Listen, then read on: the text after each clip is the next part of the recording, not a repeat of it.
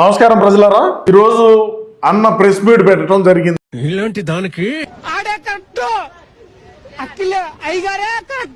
Centre గురించి ఏం మాట్లాడుతున్నాడో మనందరం కూడా ఒకసారి విందాం.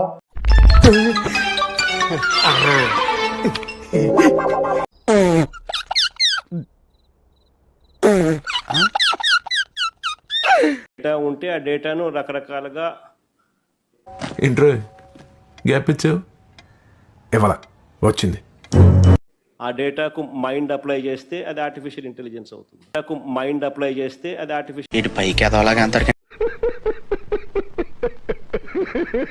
చాలా ఉన్నాయి. ఇంకా Google would become client, Google would become partner.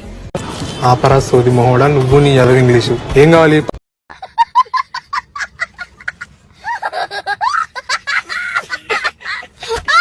Then there is Google. What would also be coming? See, what Google would be adding is giving them the technology. ఏం చదువుకున్నావా?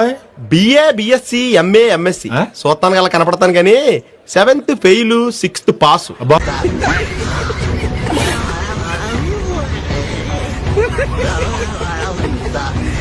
What Google would be adding is giving them probably the racks.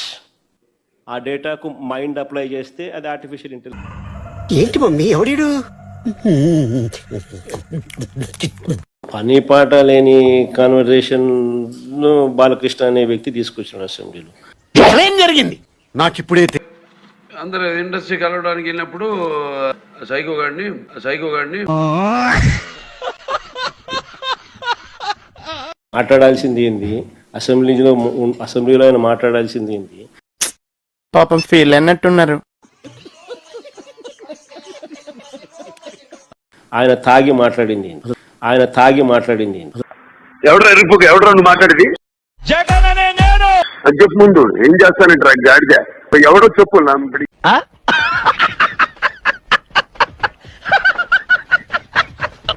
అసెంబ్లీకి తీసుకొని అసెంబ్లీలో మాట్లాడిచ్చే కార్యక్రమం చేస్తున్నారు అని అంటే స్పీకర్కి బుద్ధి.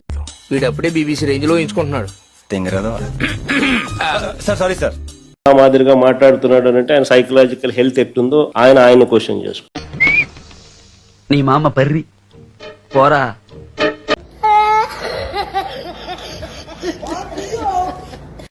రెండో పెగ్గు మూడో పెగ్గుకు ఒకటో పెగ్గుకు తేడా కనిపిస్తుందేమో. మూడో పెగ్గు నాలుగో పెగ్గు వచ్చేసరికి అయితే ఏందా ఇప్పుడు పోయి నోట్లో పెట్టమంటావా?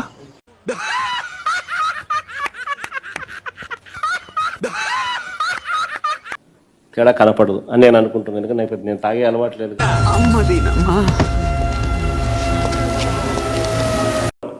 చేస్తా ఉన్నది ఎవరు అని అంటే నిక్లం నకిలీ మద్యం తయారీలో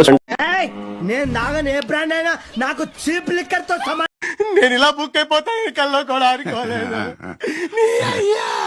అంటే నిక్లం 90 వేసినట్టున్నాడు సైకో సాలగాడు.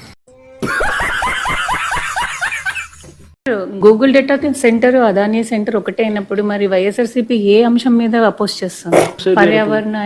పర్యావరణం గానీ ల్యాండ్ గానీ. No, we are not opposing. నీకేమైనా ఎర్రుందా? అలా అనకండి, నాకు అర్థం కాక నాకు అనట్లేదు, అడుగుతున్నాను. నీకేమైనా ఎర్రుందా? కొంచెం ఉంది.